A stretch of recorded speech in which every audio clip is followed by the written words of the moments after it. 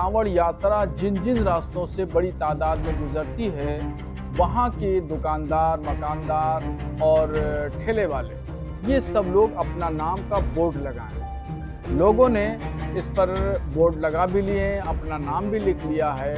तो इसका मतलब लॉ एंड ऑर्डर से मुताल्लिक है और इसका मतलब कोई और राजनीति नहीं है। जो लोग भी राजनीति कर रहे हैं वो गलत कर रहे हैं। ये धार्मिक यात्रा है। पुलिस की जो एडवाइजरी है वो इसलिए एडवाइजरी है कि हिंदू मुस्लिम टकराव न हो।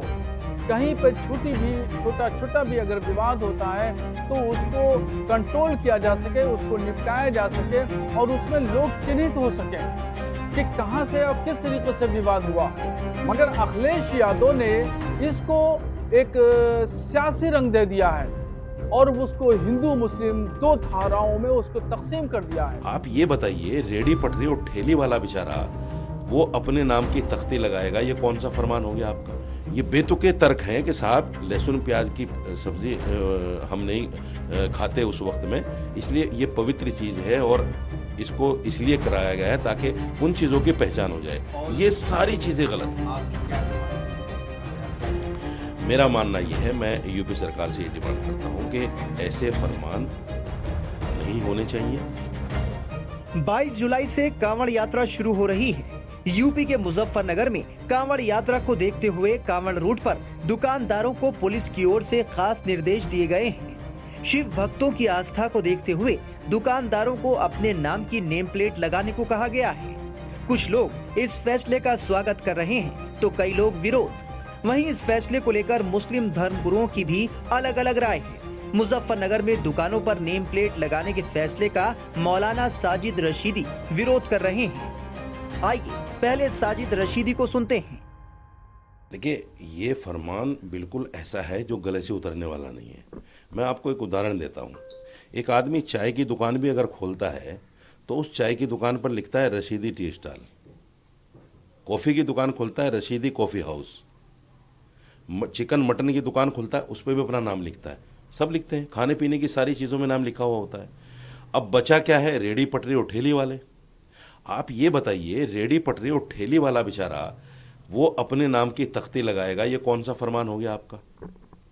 ये दरअसल क्या है, इनकी मानसिकता ये है, जैसे कोविड के बाद में बहुत सारे इंसिडेंट ऐसे आए सामने कि मुस्लिम सब्जी वालों को लोगों ने गली में घुसने नहीं दिया।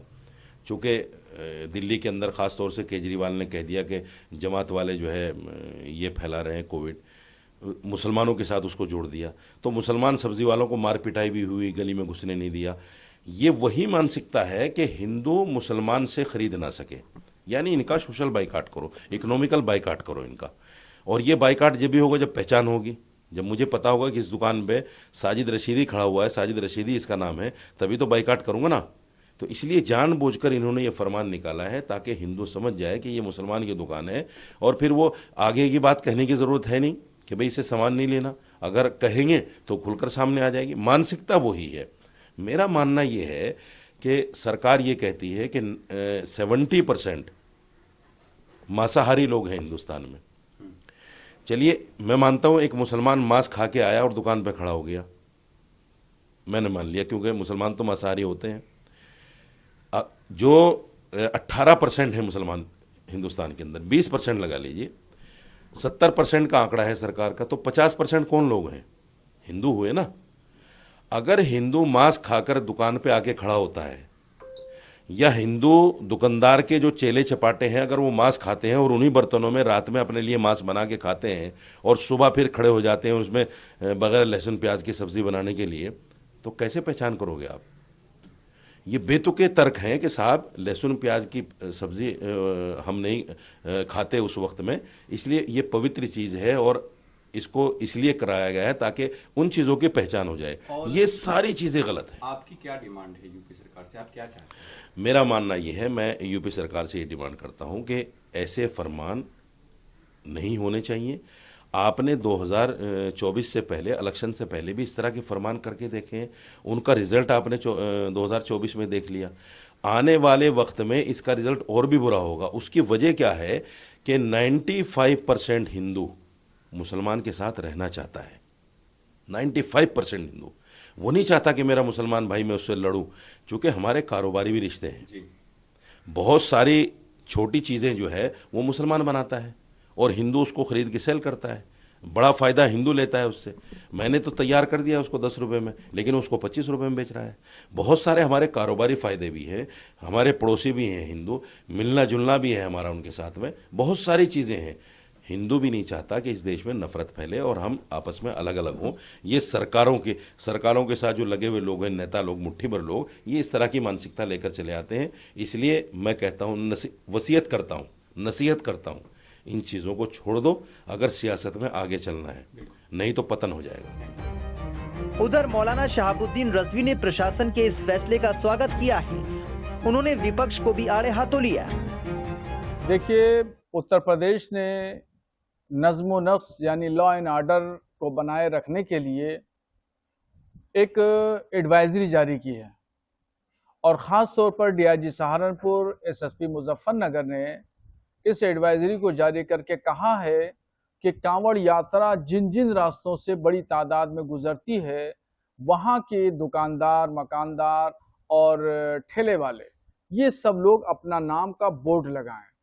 लोगों ने इस पर बोर्ड लगा भी लिए हैं, अपना नाम भी लिख लिया है, तो इसका मतलब लॉ एंड ऑर्डर से मुताल्लिक है और इसका मतलब कोई और राजनीति नहीं है।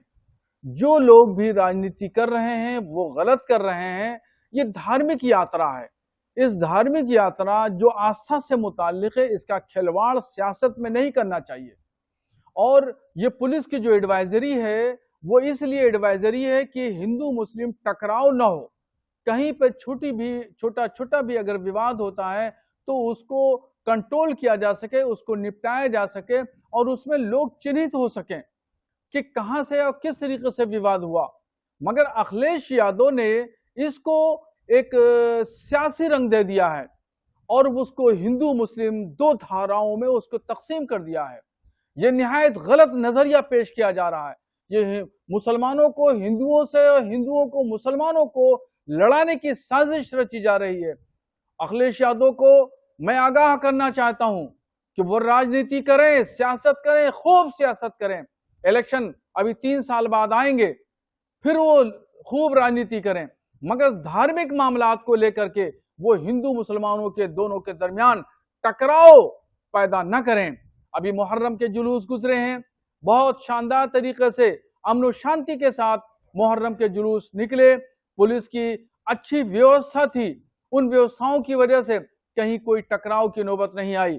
ऐसे ही मुजफ्फरनगर पुलिस ने ये व्यवस्था की है और एडवाइजरी जारी की है कि अमन और शांति के साथ कांवड़ यात्रा निकल जाए। बता दें कि ऐसा पहली बार है जब पुलिस प्रशासन की ओर से कांवड़ रूट पर दुकानदारों को नेम प्लेट लगाने के निर्देश दिए गए हैं। यही वजह है कि इस पर सियासत भी खूब हो रही है। टाइम्स नाउ नवभारत डिजिटल की रिपोर्ट।